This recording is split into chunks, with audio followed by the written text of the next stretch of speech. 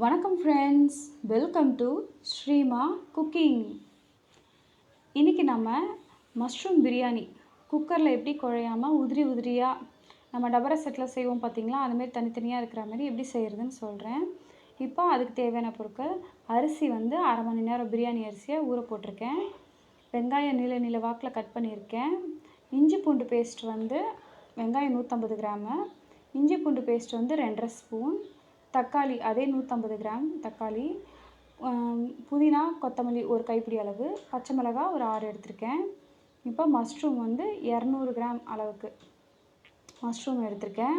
இப்போ வாங்க cooking start பண்ணலாம். எண்ணெய் சன்ஃப்ளவர் ஆயில் தான் விடுறேன். 4 ஸ்பூன் எண்ணெய், 1 ஸ்பூன் வந்து நெய் சேர்த்துக்கோங்க. சேர்த்து நல்லா கலக்கி விட்டுக்கோங்க. விட்டுட்டு இப்போ மசாலா தாளிக்கிறதுக்கு வந்து பிரியாணி இலை 2, கிராம்பு 3, அப்புறம் வந்து ஏலக்காய் 1, பட்டை 1, அப்புறம் கல்பாசி அதெல்லாம் போட்டு, சோம்பு வந்து 1 ஸ்பூன் அளவுக்கு போட்டு நல்லா பொரியட்டும். இது கொஞ்சம் கலர் சேஞ்ச் ஆகட்டும். இப்போ பொரிஞ்ச உடனே நம்ம வெங்காயம் அரிஞ்சு வச்சுருக்கோம்ல, அதை வந்து இது கூட சேர்த்துக்கலாம். சேர்த்துருங்க. சேர்த்துட்டு நல்லா வதக்கி விடுங்க.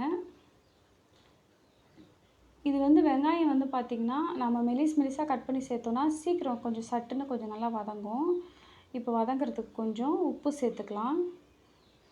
எப்போவுமே எந்த பிரியாணியாக இருந்தாலும் நம்ம வந்து வெங்காயத்தை வந்து கோல்டன் லைட்டாக ப்ரௌன் ஆனால் போதும் அப்படின்லாம் விடாதீங்க. கொஞ்சம் நல்லா கலர் சேஞ்ச் ஆகட்டும்.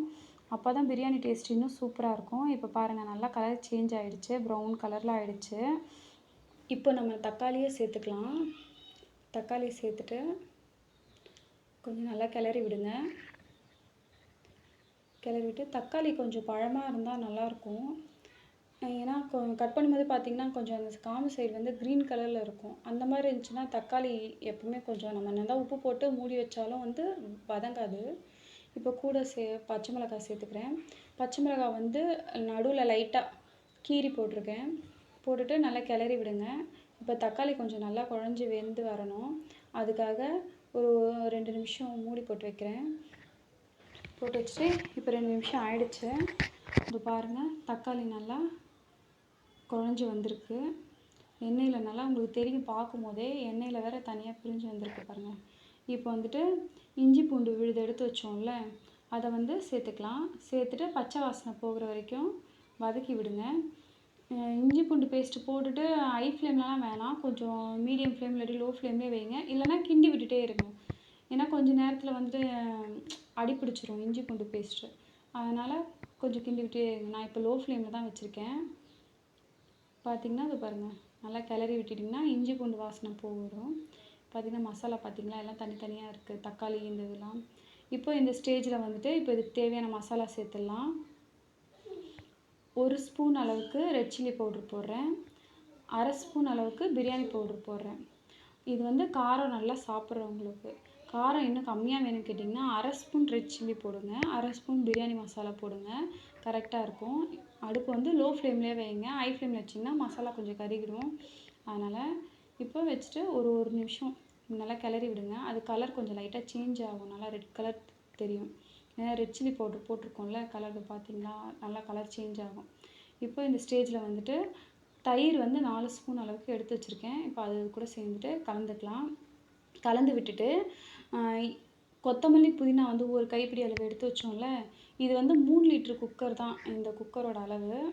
இப்போது ஒரு பிடி கொத்தமல்லி புதினா அதை வந்து இது கூட சேர்த்துட்டு கலந்து விட்டுக்கோங்க. கலந்து விட்டுட்டு இப்போ மஷ்ரூம் நம்ம கட் பண்ணி வச்சோம்ல காளான் வந்து, அதை வந்து இது கூட சேர்த்துக்கலாம். இப்போ புதினாவும் கொத்தமல்லியும் கொஞ்சம் லைட்டாக நல்லா வதங்கிடுச்சு. இப்போ மஷ்ரூமை வந்து இது கூட சேர்த்துக்கோங்க. மஷ்ரூம் சேர்த்துட்டு நல்லா கிண்டி விட்டுருங்க. இது வந்து மஷ்ரூம் வந்து க்ளீன் பண்ணுறதுக்கு முன்னாடி நல்லா வாஷ் பண்ணிக்கோங்க. வாஷ் பண்ணிவிட்டு அதுக்கப்புறம் கட் பண்ணிக்கோங்க. இப்போ காளானை நல்லா கலந்து விட்டுட்டு அது கொஞ்சம் நீர் விடும். அதனால் அடுப்பை வந்து லோ ஃப்ளேமில் வச்சுட்டு மூடி விடுங்க. ஒரு 2 நிமிஷத்துலேயே பார்த்திங்கன்னா அது கொஞ்சம் நல்லா நீர் விடும். அதுக்கப்புறம் போட்டுக்கலாம். ஏன்னா இது இப்போ போட்டுட்டு தண்ணி ஊற்றிட்டு உடனேலாம் சமைக்க வேணாம். இப்போ இது மூடி வச்சிங்கனாலே வந்துட்டு கொஞ்சம் நல்லா தண்ணி விடும். பார்த்திங்கன்னா இப்போ கிளறி விட்டுட்டேன். ஏன்னா அடி பிடிக்கக்கூடாதுல்ல, கொஞ்சம் மீடியம் ஃப்ளேமில் தான் வச்சுருக்கேன். அதனால் எடுத்துகிட்டு மறுபடியும் மூடி விடுறேன். மறுபடியும் இப்போ 1 நிமிஷம் ஆயிடுச்சு. இதை பாருங்கள், ஃபஸ்ட்டு 1 நிமிஷம், இப்போ 1 நிமிஷம் விட்டுருக்கேன். இதை பாருங்கள், காளான் நல்லா நீர் விட்டுருக்கு பாருங்கள். இப்போ இது கிளறிட்டு, இப்போ இதுக்கு தேவையான அளவு நான் வந்துட்டு அந்த 500 கிராம் அரிசி வந்து டம்ளர் கணக்கில் வந்து பார்த்திங்கன்னா 2.5 டம்ளர் அரிசி, அதுக்கு வந்து நான் வந்து 3 டம்ளர் தண்ணி எடுத்திருக்கேன். அதை வந்து இப்போ இதுக்குள்ளே சேர்த்துட்டேன். தண்ணி சேர்த்தாச்சு. சேர்த்துட்டு நல்லா கிளறி விட்டுருங்க. இந்த டம்ளர் தான் 2 டம்ளர் அரிசி எடுத்தேன். அதுக்கு வந்து 3 டம்ளர் அளவுக்கு தண்ணி. தலை தட்டி தான் அரிசி எடுத்தேன். இப்போ அந்த அளவுக்கு தண்ணி விட்டாச்சு. விட்டுட்டு இது கொஞ்சம் நல்லா கொதிக்கட்டும். ஒரு நிமிஷம் ஹை ஃப்ளேம்லேயே வச்சிங்கன்னா ஒரு நிமிஷத்துலேயே கொதிச்சிரும். இப்போ பாருங்கள், தண்ணி நல்லா கொதிச்சிச்சு. இப்போது இந்த ஸ்டேஜில் வந்து நம்ம பிரியாணி அரிசி ஊற போட்டு வச்சுருக்கோம்ல, அதை வந்து சேர்த்துக்கலாம். எப்போவுமே வந்து காயெலாம் கட் பண்ணிவிட்டு நம்ம குக்கிங் ஸ்டார்ட் பண்ண போகும்போது பிரியாணி அரிசியை ஊற வைங்க. அதுதான் கரெக்டான மெத்தடாக இருக்கும். ஃபஸ்ட்டேலாம் ஊற போட்டுறாதீங்க, எல்லாம் ரெடி பண்ணுறதுக்கு முன்னாடி. இப்போ அரிசி எல்லாம் சேர்த்தாச்சு. தண்ணி எதுவுமே சேர்க்கலை. ஏன்னா நான் அந்த டம்ளர் காட்டினேன்ல, அதில் வந்து 2 டம்ளர் அரிசிக்கு 3 டம்ளர் தண்ணி, அந்தளவு தான் வச்சுருக்கேன். இப்போ வந்து அரை எலுமிச்சம்பழம், அதான் பாதியாக கட் பண்ண எலுமிச்சம்பழத்தை ஜூஸ் பிழிஞ்சு வச்சுருக்கேன். இப்போ அதை வந்து அந்த விதைலாம் இல்லாமல் எடுத்துருங்க. இப்போ சேர்த்துட்டு நல்லா கிளறி விட்டுக்கோங்க. கிளறி விட்டுட்டு இப்போது இப்படி இந்த கலர்னால் பிரியாணினா யாரும் நம்ப மாட்டாங்கல்ல. அதனால் வந்து ஃபுட் கலர், கேசரி கலர் இருக்குது பார்த்தீங்களா, அதை 1/4 ஸ்பூனுக்கும் கொஞ்சம் கம்மி அந்த அளவுக்கு வந்து சேர்த்து கிளறி விட்டுருங்க. நல்லா ஓரத்துலலாம் நல்லா கிளறி விட்டுருக்கோங்க. கிளறி விட்டுட்டு என்ன தான் நம்ம எவ்வளோ டேஸ்ட்டாக பிரியாணி செஞ்சாலும் அந்த ஆரஞ்சு கலரில், அந்த பிரியாணி கலரில் இருந்தால் தான் அவங்க அதை பிரியாணினே ஒத்துப்பாங்க. இப்போ அதுக்கு உப்பு சேர்த்துட்டு நல்லா கிளறி விட்டுருங்க. ஒரு கொதி வந்ததும் மூடியை போட்டுட்டு 15 நிமிஷம் சிம்மில் வைங்க. அந்த தம்லாம், அந்த விசில்லாம் அடங்கினதுக்கப்புறம் தான் மூடியை ஓப்பன் பண்ணணும். 15 நிமிஷம் போதும், சிம்லேயே வச்சுருங்க. இப்போ ஓப்பன் பண்ணுறேன். இப்போ பாருங்கள், பார்க்கும்போது நாக்கில் எச்சி ஊறுதுல்ல. உதிரியாக குக்கரில் இப்படி நம்ம பிரியாணி செய்யலாம். நம்ம பாத்திரத்தில், நம்ம டபராலலாம் செய்வாங்க பார்த்தீங்களா, அந்த மாதிரி நல்லா தனித்தனியாக இருக்கும். இதில் கிளற முடியல, ஏன்னா சின்ன குக்கரில். அதனால் நான் இப்போ தட்டில் போட்டு காட்டுறேன். இது நல்லா பாருங்கள், தனித்தனியாக இருக்குது பாருங்கள். வாங்க, இப்போ நம்ம mushroom biryani ready.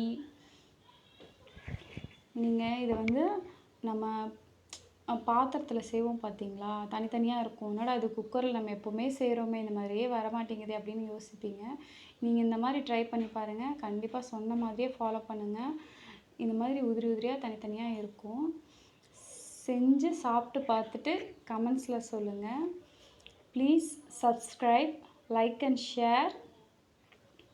Thanks for வாட்சிங். நன்றி.